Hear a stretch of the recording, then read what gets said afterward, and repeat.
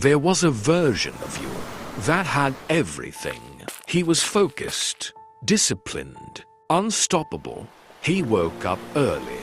While you hit snooze, he worked in silence. While you kept scrolling, he pushed through pain.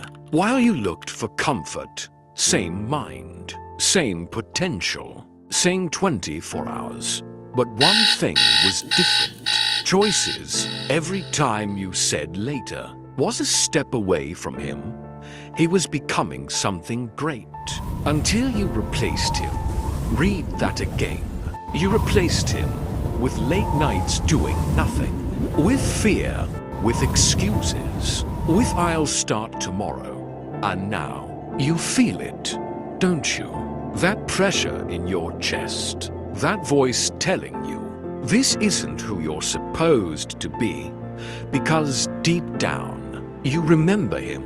The version of you that didn't quit, that didn't hide, that didn't wait. You didn't fail. You killed him. The question is, how many more versions of you are you going to bury?